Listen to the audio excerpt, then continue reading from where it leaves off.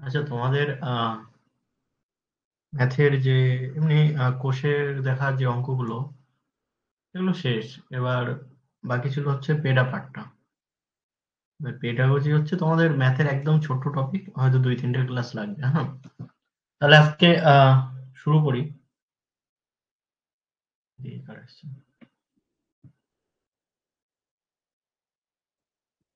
শোনা যাচ্ছে আমার কথা?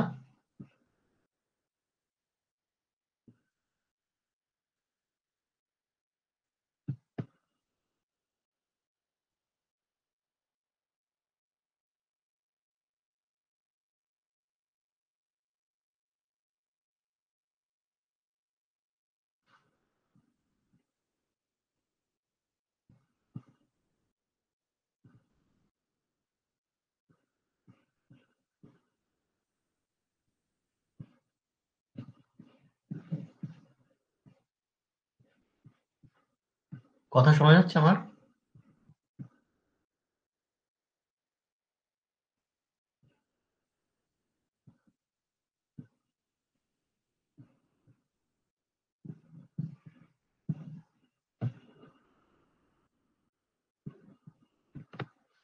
আচ্ছা, তাহলে শুরু করি। দেখো, প্রথমেই আসছে যেটা তোমাদের গণিতের অর্থ। গণিত কি? একদম গণিতের অর্থ জানতে গেলে আমাদের একদম প্রথমে আসতে হবে লাস্ট লাইনটায়।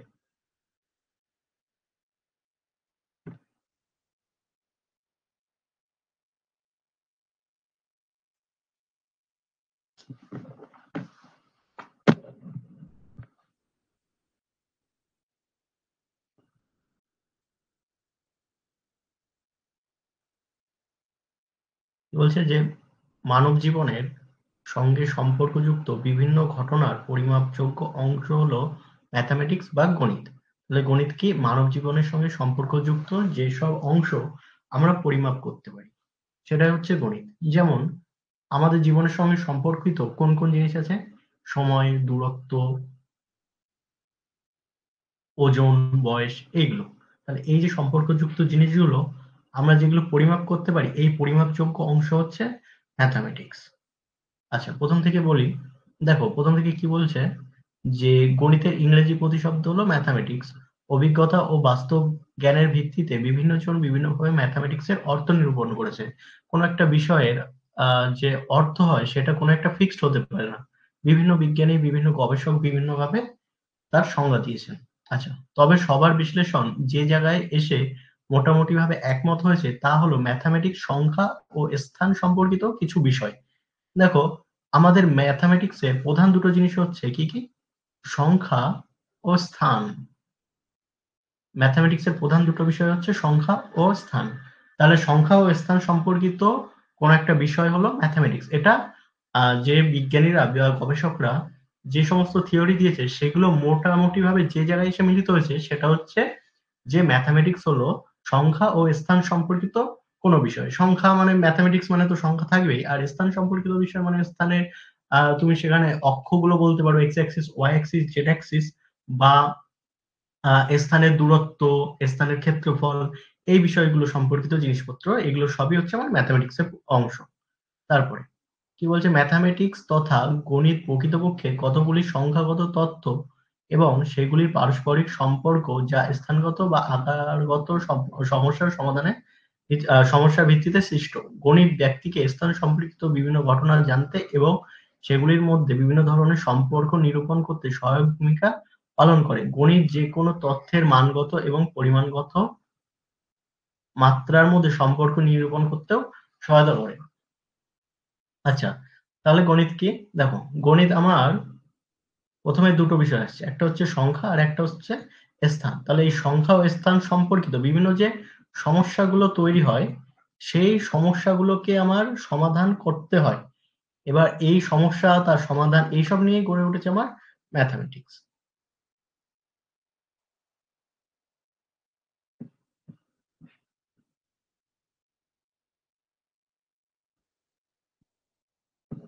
এটা তেমন কিছু নেই, বেসিক জিনিস।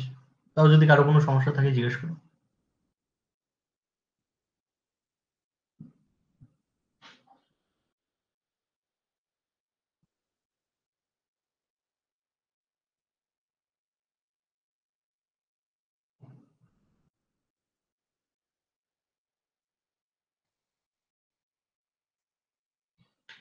তাহলে মোটামুটি ভাবে কি পেলাম, যে স্থান, আকার, সংখ্যা, তারপরে এই সমস্ত বিষয়গুলো নিয়ে যে সমস্ত সমস্যা উদ্ভূত হয় এবং সেগুলোকে আমার সমাধান করা, এই যে ঘটনা, এর উপরে ভিত্তি করে আমার গড়ে উঠেছে অঙ্ক বা গণিত বা ম্যাথামেটিক্স।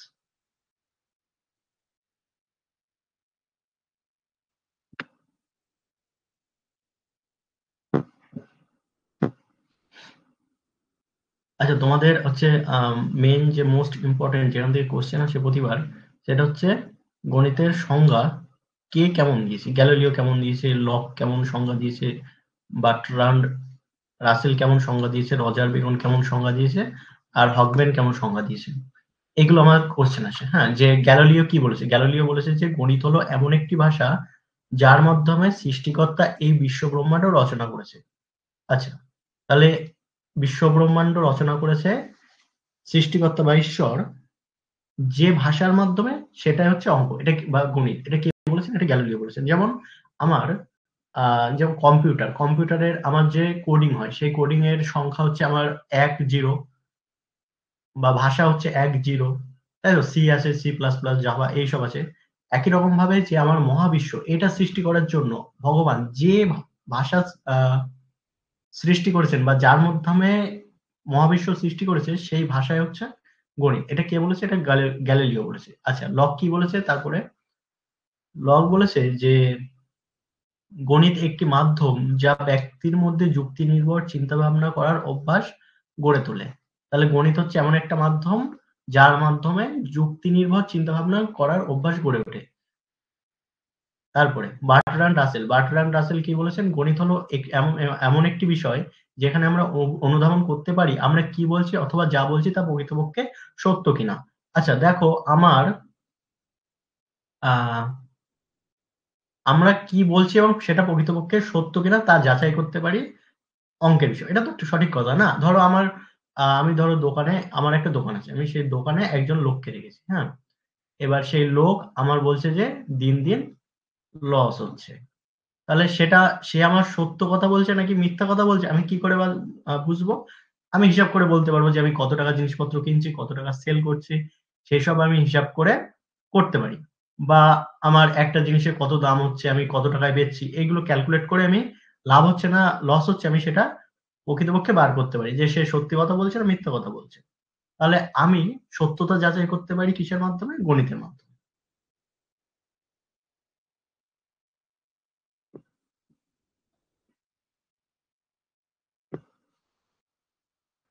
তারপর রজার বেকন হবে, হ্যাঁ বেকন, রজার বেকন নাম তার।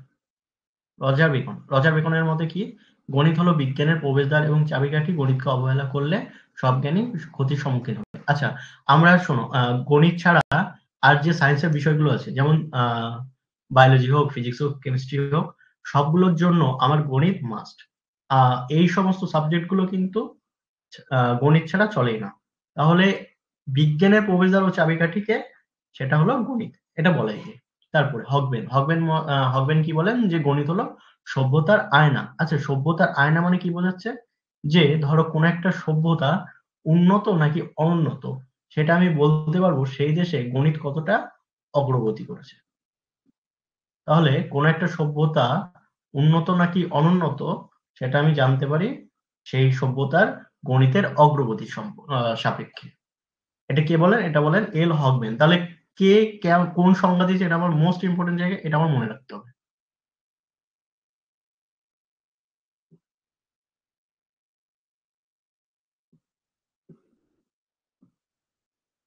কারো কোনো সমস্যা থাকলে বলো।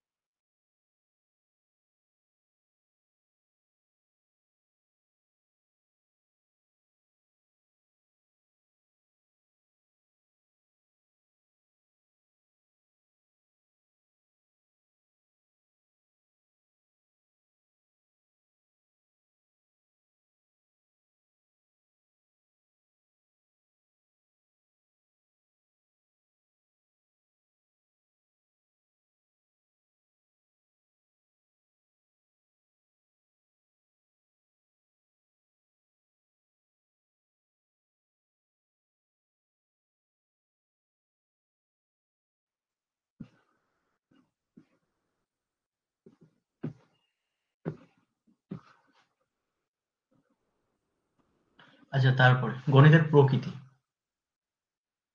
গণিতের প্রকৃতি কেমন সেটা বলবো।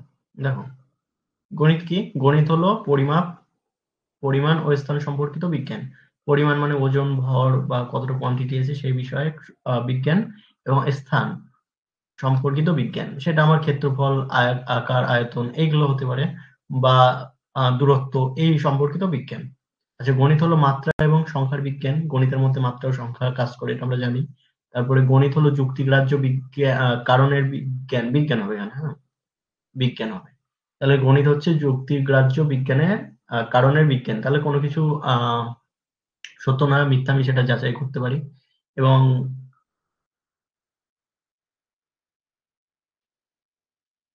তার পিছনে যুক্তি দিতে পারি। আচ্ছা, তারপরে গণিত হলো সেই বিজ্ঞান যা ব্যক্তিকে চিন্তা ভাবনা এবং পদ্ধতি সম্পর্কে সঠিক পথের সন্ধান দেয়। তাহলে কোনো যদি একটা সমস্যা উৎপন্ন হয়, সেই সমস্যা আমি সমাধান করতে পারি বিজ্ঞানের সাহায্যে।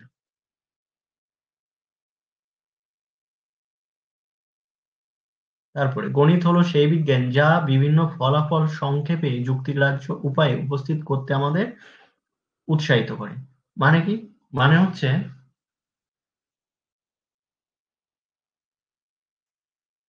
ধরো কোনো একটা বিজ্ঞানী কোনো একটা থিওরি দিল, হ্যাঁ?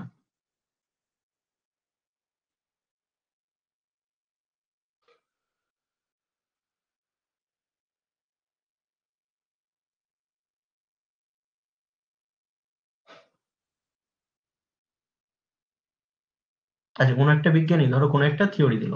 এবার সেই থিওরি থেকে আমি বিভিন্ন পয়েন্ট ডিরাইভ করতে পারি।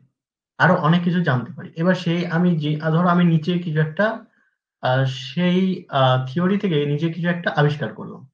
এবার আমার সেই আবিষ্কারটা সঠিক কিনা বেঠিক সেটা আমি যুক্তিগ্রাহ্য উপায়ে বুঝতে পারবো সেটা কিসের মাধ্যমে? সেটা আমি গণিতের মাধ্যমে। তারপরে গণিত হলো এমন এক বিজ্ঞান যার সাহায্যে তথ্য সংগ্রহ করা যায়, সারণীপত্র তৈরি করা যায়, সেগুলিকে সুবিন্যস্ত করা যায় এবং সেগুলির তাৎপর্যও নির্ণয় করা যায়। যেমন স্কুলে যখন রেজাল্ট দেয় সেই রেজাল্টে আমরা কোনো কিছু নাম্বার দেখে, যেমন বাংলা সাবজেক্টে কত পাওয়া গেল, বা ইংরেজি সাবজেক্টে কত পাওয়া গেল, বা অঙ্কের সাবজেক্টে কত পাওয়া গেল। সেটা আমি তাহলে আমি সেই তথ্যগুলো দেখে আমি তার তাৎপর্য নির্ণয় করতে পারি যে ছেলেটা কতটা পড়াশোনা করেছে বা মেয়েটা কতটা পড়াশোনা করেছে বা কতটা কম পড়াশোনা করেছে, সেগুলো জানতে পারি। আমরা গণিতের মাধ্যমে সেটা জানতে পারি। তারপরে গণিত হলো সাধারণীকরণের প্রতিভা। তারপরে গণিত হলো বিজ্ঞানের এমন একটি ফলিত শাখা যা অন্যান্য বিজ্ঞান বিষয়কে প্রকাশিত হতে সাহায্য করে। আগেই বললাম যে অন্য সমস্ত বিষয়কে আমার ঠিকভাবে পড়াশোনা করতে গেলে আমার গণিত লাগবেই। গণিত হলো সেই পথ বা উপায় যা বিচার বিশ্লেষণে ও সিদ্ধান্ত গ্রহণে সহায়ক হয়। সমস্ত কিছু যুক্তি দিয়ে খুঁটিয়ে দেখার জন্য আমার বিজ্ঞান তো অবশ্যই প্রয়োজন। গণিত হলো বিজ্ঞানের সেই শাখা যা সঠিক ও বিশ্বাসযোগ্য জ্ঞান হবে, হ্যাঁ? সঠিক ও বিশ্বাসযোগ্য জ্ঞান পরিবহন করে। তাহলে আমরা জানি যে গণিতে কোনো রকম অন্য থিওরি হয় না। গণিত হয় সঠিক হবে, না হলে বেঠিক হবে। তাহলে গণিতে যেটা আসছে যে আমরা যে সেটা সঠিকই হবে, কারণ আমরা যদি ভুল পদ্ধতিতে করি তাহলে ভুলই তো হবে। কিন্তু আমি গণিতের মাধ্যমে যেটা পাই সেটা অবশ্যই সঠিক এবং বিশ্বাসযোগ্য হবে। তারপরে গণিতের অন্যতম কাজ হলো বিমূর্ত ধারণাকে মূর্ত ধারণায় পরিবর্তিত করা। আচ্ছা, দেখো, বিভিন্ন ধরো আমাদের বিভিন্ন বিজ্ঞানী বিভিন্ন থিওরি দেয়। আমরা সেই থিওরিকে মূর্ত ধারণায়, সেই থিওরির মাধ্যমে কোনো কিছু একটা আবিষ্কার করি। তাহলে গণিতের মাধ্যমে আমরা সেই বিমূর্ত কোনো একটা থিওরিকে আমি একটা কোনো বাস্তব জিনিসে পরিবর্তিত করছি বা মূর্ত জিনিসে পরিবর্তিত করছি। তারপরে কি বলছে? গণিতের ধারণাগুলি গঠিত হয় ব্যক্তির জ্ঞানেন্দ্রিয়ের উপরে ভিত্তি করে। অবশ্যই তাই, কারণ আমরা ক্ষেত্রফল ধরো বার করছি, বা আয়তন বার করছি, বা পরিসীমা বার করছি, পরিধি বার করছি। যাই হোক, সেই যে ধারণাগুলো গড়ে উঠেছে সেগুলো অবশ্যই আমাদের জ্ঞানেন্দ্রিয় মানে চোখ, কান, নাক, জিহ্বা, ত্বক এগুলোর সাহায্যে গড়ে উঠেছে। তারপরে গণিতের ভাষা স্পষ্ট, সুসংজ্ঞায়িত এবং ব্যবহারযোগ্য। তাহলে গণিতের যে ভাষা সেটা অবশ্যই সুস্পষ্ট, সুসংজ্ঞায়িত এবং ব্যবহারযোগ্য হবেই, স্বাভাবিক ব্যাপার। তারপরে গণিতের নিয়ম নীতি, সূত্রাবলী ইত্যাদি যেকোনো স্থান, কাল ও কালের নিরিখে সমানভাবে প্রযোজ্য হবে। মানে গণিতের যে নিয়মগুলো, যেমন ১ আর ১ যোগ করলে ২ হয়। তাহলে ১ আর ১ যোগ করলে ২ হয়, সেটা ১০ বছর আগেও যা ছিল ১০ বছর পরেও তাই হবে, ১ কোটি বছর পরেও তাই হবে। তাহলে গণিতের যে নিয়মাবলী স্থান ও কালের নিরিখে সমানভাবে প্রযোজ্য। আমার গণিতের যে নিয়ম a প্লাস b তার হোল স্কয়ার সমান সমান a square plus 2ab plus b square, এটা আমার ভারতেও যেমন আমেরিকাও তেমন। তাহলে এটার কোনো পরিবর্তিত হবে না। তাহলে গণিতের নিয়মগুলো একদম ফিক্সড, সেটা স্থান ও কালের নিরিখে কোনোভাবেই পরিবর্তিত হবে না। সব জায়গায় সমানভাবে প্রযোজ্য হবে।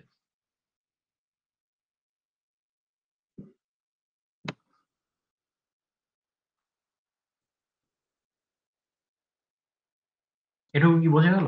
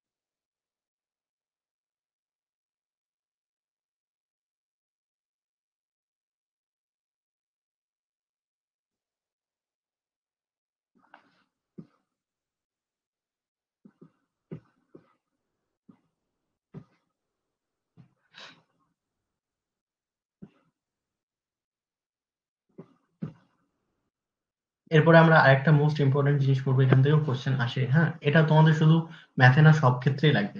আরোহী ও অবরোহী পদ্ধতি। আচ্ছা, আরোহী অবরোহী পদ্ধতি কি? আগে আমি একবার রিডিং করি, তাহলে বুঝতে সুবিধা হবে। দেখো, এই পদ্ধতিতে আগে উদাহরণ পরে সূত্র, এবং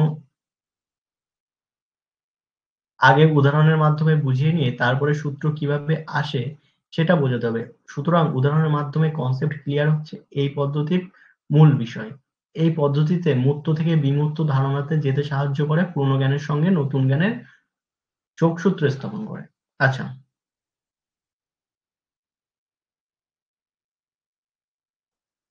দেখো আরোহী পদ্ধতি কি? আরোহী পদ্ধতি হলো, আগে অনেকগুলো উদাহরণ থাকবে, অনেকগুলো উদাহরণ থাকবে। সেই উদাহরণগুলোকে কাজে লাগিয়ে আমি জেনারেল কোনো একটা আইডিয়া পাবো। অনেকগুলো উদাহরণ থাকবে, উদাহরণ থেকে আমি অনেক উদাহরণ থাকবে, উদাহরণ থেকে আমি আমার জ্ঞানকে একটা বিন্দুতে নেব। বোঝা গেল? কোন একটা সূত্র ছিল, আমি প্রথমে অনেক উদাহরণ থেকে আমি সূত্রে পৌঁছাবো। সেটা হচ্ছে আরোহী পদ্ধতি। আর অবরোহী পদ্ধতি একদম উল্টো। ধরো কোনো একটা সূত্র ছিল, সেটা থেকে আমি উদাহরণে পৌঁছাবো, সেটাই হচ্ছে অবরোহী পদ্ধতি। তাহলে আগে আমার উদাহরণ পরে সূত্র আরোহী, আগে আমার সূত্র পরে উদাহরণ, সেটা হচ্ছে অবরোহী পদ্ধতি।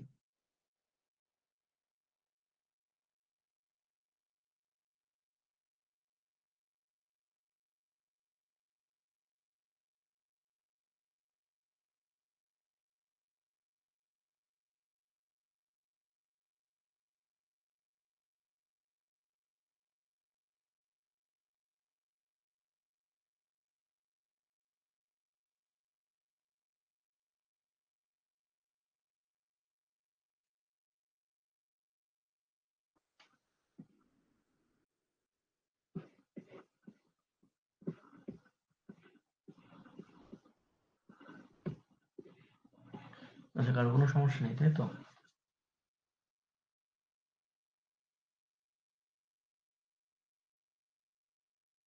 আচ্ছা, এটা ধরো আমি খুব সহজভাবে একটা ধরো উদাহরণ দিয়ে বলছি। হ্যাঁ, যেমন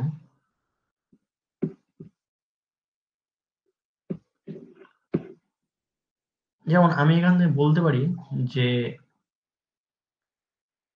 আম গাছে আম হয়, কাঁঠাল গাছে কাঁঠাল হয়, জাম গাছে জাম হয়। তাহলে এখান থেকে আমি যে বিভিন্ন উদাহরণ দেখছি, তাহলে উদাহরণ থেকে আমি একটা সংজ্ঞার বা সূত্র বা প্রশ্ন যাই বলো আসতে পারি, একটা সাধারণ জিনিস, কমন জিনিস আসতে পারি, যে গাছে ফল হয়। তাহলে আমি বিভিন্ন উদাহরণ থেকে আমি একটা পয়েন্ট আসতে পারি যে গাছে ফল হয়। তাহলে এটাই হচ্ছে আমার আরোহী পদ্ধতি। আর অবরোহী পদ্ধতি কি? আমি যদি বলি গাছে ফল হয়, সেখান থেকে আমি বলতে পারি যে আম গাছে আম ফল হবে, বা জাম গাছে জাম ফল হবে, কাঁঠাল গাছে কাঁঠাল, এরকম। এটা হচ্ছে আরোহী পদ্ধতি আর অবরোহী পদ্ধতি। এটা মোস্ট ইম্পর্টেন্ট একটা জায়গা, এটা ভালো করে মনে রাখতে হবে। তারপরে আসছে গণিতের পরিধি। আচ্ছা, গণিত কোন কোন জায়গায় আমার বিস্তৃত সেটা আমার জানতে হবে। গণিত কোন কোন জায়গায় বিস্তৃত আমি বললাম যে সব সাবজেক্টে বিস্তৃত আছে। যে বিজ্ঞানে তো মাস্ট, গণিত ছাড়া বিজ্ঞান হবেই না। তাহলে কি আছে? সমাজবিদ্যা, রাজনীতি, ভৌতবিজ্ঞান, জীবনবিজ্ঞান, মনোবিজ্ঞান, কারিগরি বিদ্যা, চিকিৎসাবিদ্যা, চারুকলা সমস্ত বিষয়ের সঙ্গে গণিতের যোগসূত্র কম বেশি আছে। তারপরে গণিতের পরিধি অত্যন্ত বৃহৎ। বলা যায় যে গণিত ছাড়া কোনো বিজ্ঞান শিক্ষায় পূর্ণতা লাভ করে না। এটা বললাম। বিজ্ঞানের প্রতিটি ক্ষেত্রে গণিতের প্রয়োগ অনস্বীকার্য। গণিতের পরিধিকে সীমাবদ্ধ করা খুবই কঠিন। তবু গণিতের দিশা রয়েছে সামাজিক, রাজনৈতিক ক্ষেত্রে। বিশ্ব প্রকৃতির সমস্ত কিছু নির্ণয়ের মধ্যে রয়েছে গাণিতিক অবদান। বিশ্ব ছড়িয়ে ছাড়িয়ে, এটা ছাড়িয়ে হবে, বিশ্ব ছাড়িয়ে মহাবিশ্বের বহু অজানা তত্ত্ব উদ্ঘাটনে গণিত তার শাখা-প্রশাখা বিস্তার করে রেখেছে। তাহলে শুধু আমার পৃথিবী নয়, পৃথিবীর বাইরেও যা কিছু আছে সেই সমস্ত বিষয়গুলো ব্যাখ্যা করার জন্য আমার প্রয়োজন হচ্ছে গণিত। কারণ গণিত হচ্ছে ইউনিভার্সাল। গণিত আমাদের পৃথিবীতে যা হবে অন্য জায়গায় সেটা হবে। পৃথিবীর বাইরেও তাই হবে। তাহলে আমি মহাবিশ্বের যে সমস্ত ঘটনা থাকে সেগুলো নির্ণয় করতেও আমার গণিতের অবদান অনস্বীকার্য। তারপরে থার্ড পয়েন্ট কি বলছে? ব্যবহারিক দিক থেকে দেখতে গেলেও জীবনের প্রায় প্রত্যেক স্তরে গণিতের প্রায় প্রয়োগ দেখতে পাই। মূল্যায়ন, পরিমাপ, পরীক্ষা, অভিজ্ঞ সব ক্ষেত্রে রয়েছে গণিতের অবদান। মূল্যায়ন মানে কি? ওই যে পরীক্ষার রেজাল্ট বললাম, রেজাল্টে আমার গণিতের অবদান আছে, যে কোনটা কোন নাম্বার পেলাম, নাম্বারগুলো যোগ করে কত হলো, গ্রেড কি হলো। তাহলে তারপরে পরিমাপ, ওজন, ভর, এগুলো আমরা পরিমাপ করতে পারি গণিতের মাধ্যমে, গণিতের সংখ্যার মাধ্যমে। তারপরে পরীক্ষা, অভিক্ষা, এগুলো তো একই ব্যাপার, মূল্যায়ন, পরীক্ষা একই ব্যাপার। তারপরে হচ্ছে মূল্যায়ন আর পরীক্ষা একই ব্যাপার না, তোমরা পড়বে। যদি বিএড কেউ পড়ে থাকো তার সে জানবে। যাই হোক, কিন্তু বাইরে থেকে দেখতে গেলে সেম। ব্যক্তিগত প্রবণতা, দক্ষতা, বুদ্ধি, আগ্রহ ইত্যাদি মূল্যায়ন ও বিচারের ক্ষেত্রেও গণিতের অবদান অনস্বীকার্য। আচ্ছা, এখানে একটা জিনিস বলি যে বুদ্ধি, আগ্রহ এগুলো আমরা পরিমাপ করতে পারি গণিতের মাধ্যমে। যেমন আইকিউ পরিমাপ করতে পারি না বুদ্ধির মাধ্যমে। বুদ্ধি কতটা, বুদ্ধির মাত্রা পরিমাপ করতে পারি, এটাকে আইকিউ বলা হয়। আইকিউ কত হয়? 90 প্লাস, 100 প্লাস, এগুলো আমরা জানতে পারি। এগুলো সব গণিতের মাধ্যমে পরিমাপ করা হয়। তাহলে ব্যক্তিগত যে সমস্ত সমস্যা বা বুদ্ধি, বিচার, বিবেচনা, আগ্রহ ইত্যাদি আমি সমস্ত কিছুই পরিমাপ করতে পারি গণিতের মাধ্যমে। তাহলে এইসব ক্ষেত্রেও গণিতের অবদান আবার অনস্বীকার্য। আচ্ছা, তারপরে কি বলছে? গণিতের সঙ্গে দর্শনেরও যোগসূত্র আছে। বিশ্বব্যাপী প্রায় সমস্ত বড় বড় দার্শনিক গণিতে পারদর্শী। গণিতই পারে নির্ভুল কোন সিদ্ধান্তে কোনো বিষয়কে উপনীত হতে সাহায্য করতে। অর্থাৎ বলা যায় গণিতের ভূমিকা অপরিসীম। তাহলে গণিতের সঙ্গে দর্শন যে আরেকটা সাবজেক্ট আছে যেটাকে ফিলোসফি বলা হয়, সেই সাবজেক্টেও গণিতের সম্পর্ক আছে বিভিন্ন ক্ষেত্রে।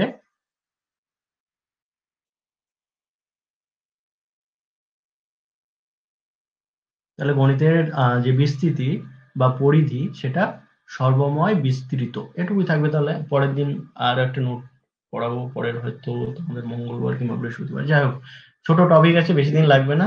এরপরে কোশ্চেন অ্যান্সার করা হবে। ঠিক আছে, আজকে পর্যন্ত থাকলো। তাহলে কারো কোনো সমস্যা থাকলে বলো।